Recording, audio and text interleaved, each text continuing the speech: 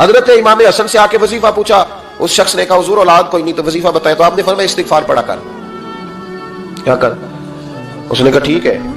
تو حضور پھر میں دوبارہ کب آؤں؟ تو امام حسن کہنے لگے بے اولاد ہے نا تو، استغفار کا وظیفہ بتایا نا؟ کہا. فرمانے لگے اب اس وقت آنا جب اللہ تجھے 10 بیٹے عطا کرے گا. کتنے؟ 2 4 نہیں، 10 ہی کہہ دیے. تو حضرت امیر معاویہ رضی اللہ تعالیٰ دیکھا، کہنے لگے حسن اتنا بڑا دعویٰ. آپ فرمانے لگے میں نے کہہ دیا نا تو اللہ فضل کرے گا. ہاں ہاں اللہ خیر کرے گا، خیر ہو جائے گی. وہ شخص کئی سالوں کے بعد آیا، کئی سالوں کے بعد.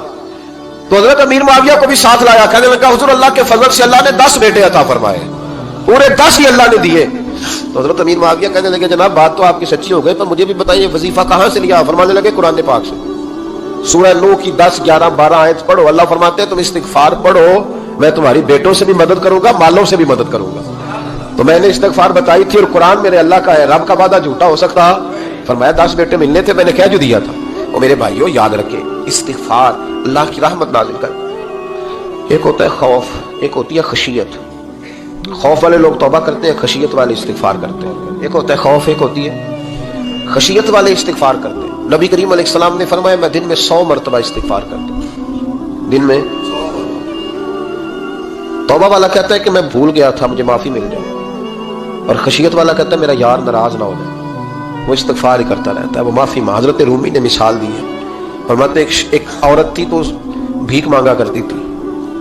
ایک دن بادشاہ کے دروازے پہ بھیک مانگنے گئی تو بادشاہ کو پسند آ گئی، اس نے نکاح کر لیا. 20 کنیزائیں اس بی بی کے پاس تھی خدمت کرنے کے لیے، روٹی دینے کے لیے، کپڑا دینے کے لیے، لیکن وہ ہر وقت روتی رہتی تھی، ہر وقت روتی. ایک سمجھدار کنیز کہنے لگی کہ ملکہ اب تیرا درجہ بہت بڑا ہے، تو ہر وقت روتی رہتی ہے، معافی مانگتی رہتی ہے ہر وقت، کون سی ایسی نعمت ہے جو تیرے پاس نہیں؟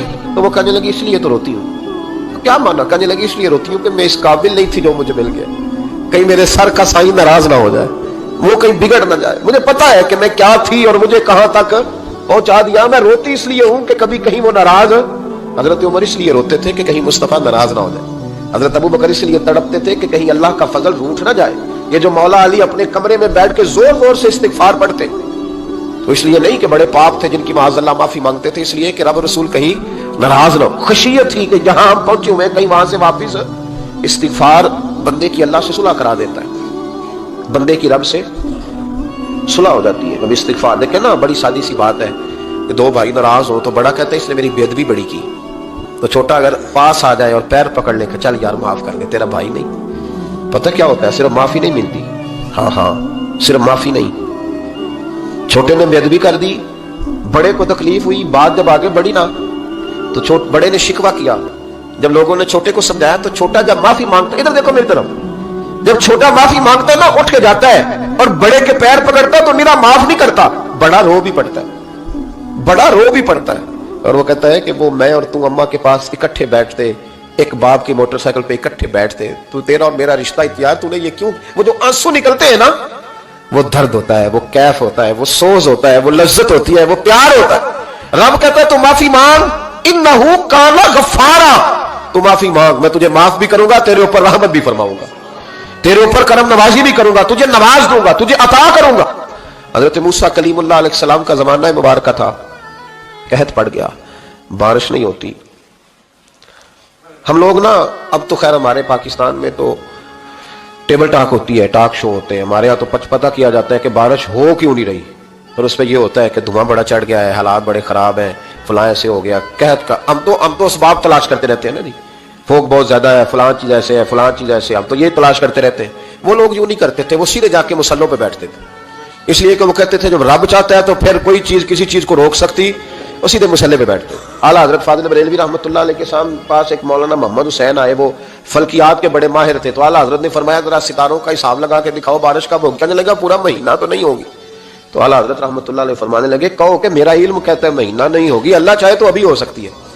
کہنے لگا جی وہ تو ٹھیک ہے پر میرا علم، وہ جیسے روز لوگوں نے پیر نیٹ ٹو شہنشاہ صاحب نہیں کھولے ہوتے کہ بارش کب آئے گی، اور اس کی طرف نہ دیکھ، مصلے پہ بیٹھ، مہربانی کر مصلے پہ بیٹھ، اللہ کی بارگاہ میں حاضر ہو، اس سے معافی مانگ، اسے منا تاکہ وہ رحمت کی بارش. کہنے لگا جی میرا علم کہتا ہے. تو اعلیٰ حضرت فرمانے لگے پھر وہی بات، تو کہہ اللہ چاہے تو بارش ابھی، لیکن یہ جو اڑ گئے ہیں نا بیچارے، یہ اڑ ہی گئے ہیں، یہ جہاں الجھ گئے ہیں وہاں یہ لوگ الجھ گیا, اللہ ہمیں الجھنے سے محفوظ فرمائے.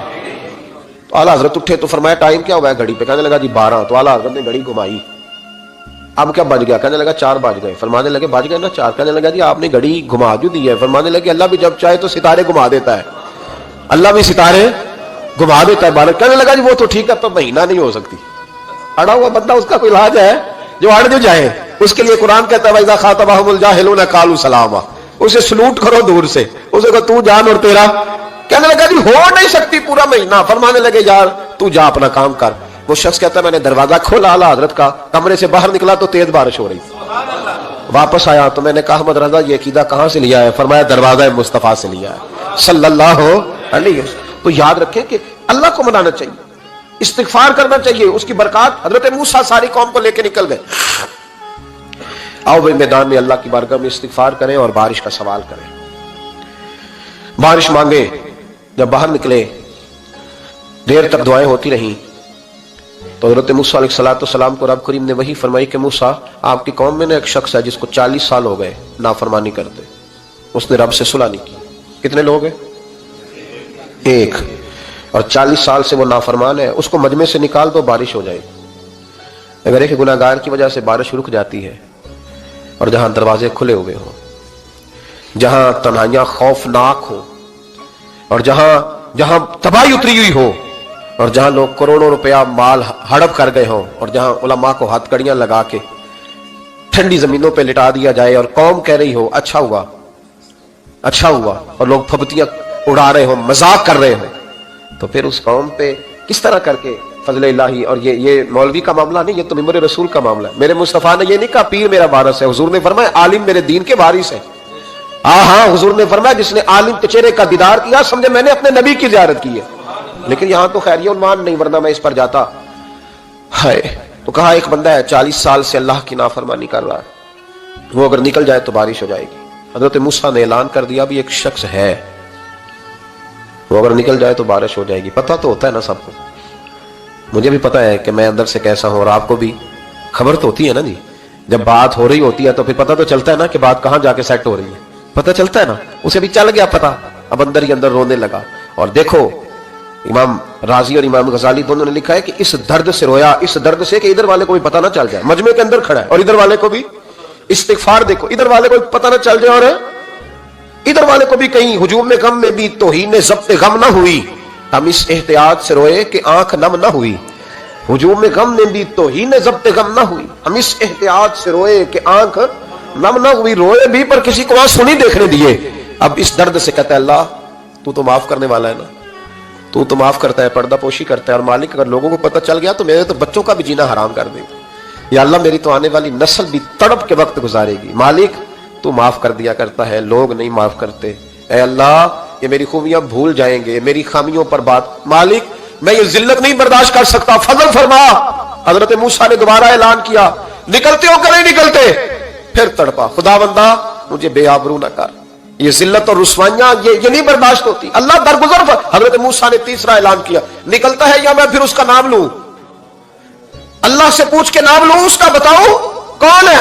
اب تو تڑپ گیا, کہنے لگا مالک میں تیری بارگاہ میں استغفار کرتا ہوں, آئندہ نہیں کرتا, آئندہ نہیں کرتا. یہ لفظ ادا کیے, بندہ کوئی بھی نہیں نکلا. رب کریم نے بارش عطا کر دی, تیز بارش. جب برسی نا تیز بارش, لوگ تو نہیں دیکھ کے دوڑ گئے. تو حضرت موسیٰ کہنے لگا یا اللہ مجھے بھی تو بتا, تو نے کہا تھا کہ جب تک بندہ نہیں نکلتا بارش نہیں ہوگی. تو نکلا کوئی بھی نہیں, بارش ہو گئی, ماجرا کیا ہے؟